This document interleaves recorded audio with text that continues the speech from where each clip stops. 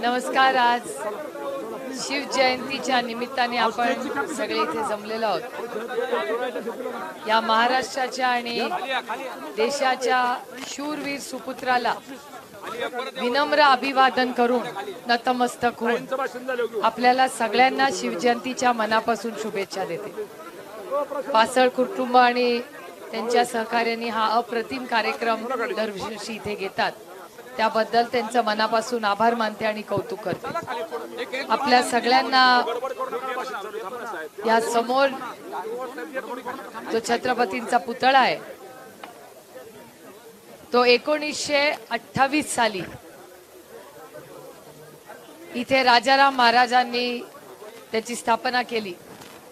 पण त्या कामाची सुरुवात त्याच्या आधी आपल्या सगळ्यांचेच मार्गदर्शक एक आदर्श छत्रपती शाहू महाराजांनी त्याची सुरुवात केली आणि 1928 मध्ये राजाराम महाराजांनी त्याची इथे स्थापना केली. आत्ताच मी या सगळ्याची आम्ही चर्चा करत होतो की या देशातली आणि पुण्यातला कदाचित पहिली अशी अप्रतिम हा छत्रपतींचा हा पुतळा आहे ज्याला 4 वर्षांनी 100 वर्ष पूर्ण होणार आहेत.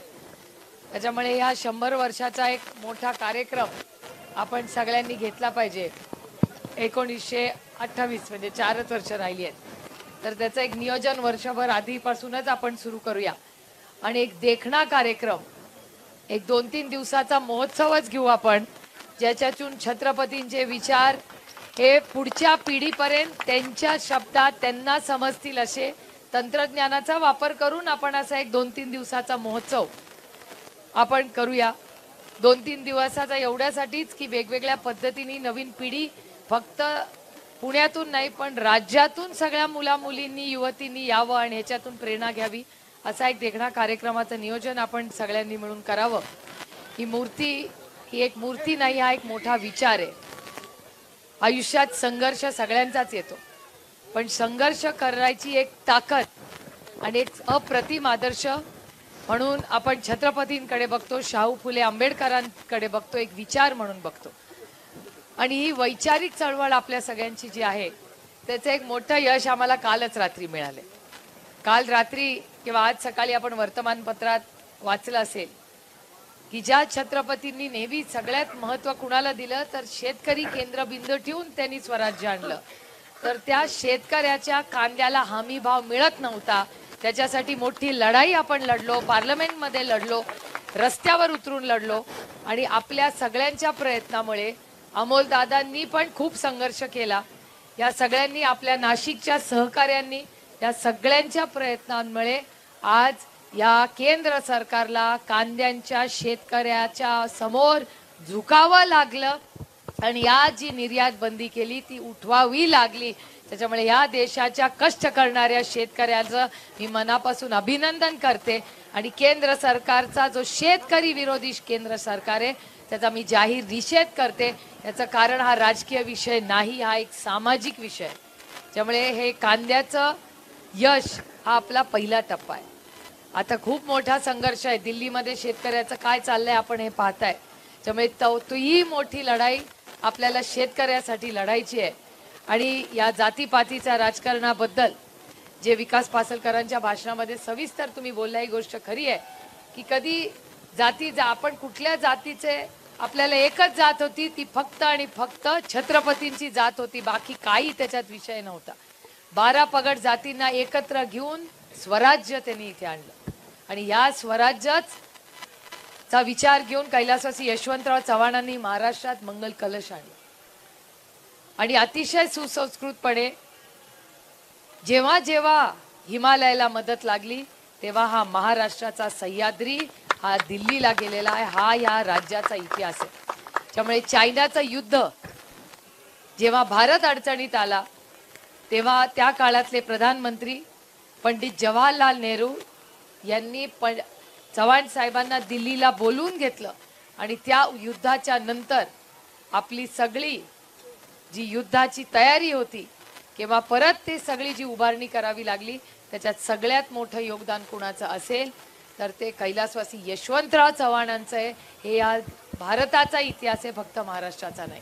त्याच्यामुळे या महाराष्ट्राच्या भूमीमध्ये आज काय चाललंय त्याची चिंता तुम्ही करू नका, पण हे सुसंस्कृत आणि लढवय्या असा महाराष्ट्र आहे. दिल्लीचा मान सन्मान नक्कीच करू, पण दिल्लीच्या समोर ना झुकलाय ना आम्ही कधी झुकणार. ही आपले संस्कार आहेत, ही आपली संस्कृती आहे. ही लढाई कुठलीही वैयक्तिक नाही, ही एक वैचारिक लढाई आहे. त्याच्यामुळे या वैचारिक लढाईमध्ये आपल्याला सगळ्यांना एकत्र मिळून महाराष्ट्राची आन बान आणि शान याच्यासाठी लढायचं आहे. सेवा, सन्मान आणि स्वाभिमान. सेवा मायबाप जनतेची, सन्मान शेतकऱ्यांचा, ज्येष्ठ नागरिकांचा आणि महिलांचा, आणि स्वाभिमान तुमच्या आणि माझ्या महाराष्ट्राचा. हे 3 वाक्य घेऊन आपल्याला सगळ्यांना इथून पुढे कामाला लागायचं आहे. आज आल्यानंतर अतिशय चांगल्या पद्धतीने वारकरी संप्रदाय असेल, महिलांचा मान सन्मान असेल, जो विकास पासळकरांच्या आणि त्यांच्या सगळ्या टीमनी हा अप्रतिम हा कार्यक्रम ज्याचे आयोजन केलं त्याबद्दल मी त्यांचा मनपूर्वक आभार मानते, मनापासून कौतुक करते. आणि फक्त पुण्यात आणि महाराष्ट्रात नाही, आज देशामध्ये तुमच्या प्रयत्नामुळे अनेक राज्यांमध्ये आज छत्रपतींचा विचार आणि हा महत्त्वाचा दिवस आज सगळीकडे साजरा होतोय. ही आपल्या सगळ्यांसाठी एक आनंदाची आणि अभिमानाची गोष्ट आहे. आपल्या सगळ्या या कार्याला आमचं फूल ना फुलाची पाकळी, जी काही मदत सहकार्य लागेल ती आम्ही पूर्ण ताकदीने करू. कालच तुमच्या सगळ्यांच्या आशीर्वादामुळे माझी योगायोगाने या देशाच्या महामहिम राष्ट्रपती आणि उपराष्ट्रपती त्यांची भेट झाली आणि त्यांनीही महाराष्ट्राचं कौतुक केलं. कारण काल संसदेत जेव्हा माझा नंबर पहिला आला तेव्हा आशीर्वाद देण्यासाठी महामहिम राष्ट्रपती आणि उपराष्ट्रपतींनी मला आशीर्वाद दिला की अशीच चांगली लढत राहा आणि आपली वैचारिक आणि संविधानाची आन बान आणि शान ही संसद भवन आहे, ते एक मंदिर आहे, ती फक्त वास्तू नाही. या देशाचं स्वातंत्र्य, या देशाचं संविधान आणि या देशाचे संस्कार जर कुठे असतील तर त्या संविधानाच्या मंदिरात असतील.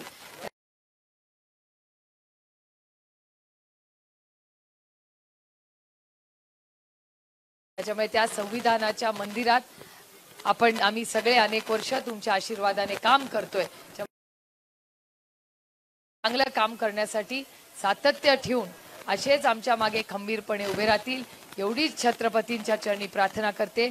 त्यांच्या जयंतीच्या निमित्ताने हा देखणा कार्यक्रम पासलकरांनी आणि त्यांच्या सगळ्या ग्रुपनी केला, त्याबद्दल त्यांच्या सगळ्या टीमचं मनापासून कौतुक करून पुन्हा एकदा जयंतीच्या मनापासून शुभेच्छा देऊन आपली रजा घेते. जय हिंद, जय महाराष्ट्र, जय शिवराय. लोकशाही मराठी ऐका, पहा, जागरूक रहा.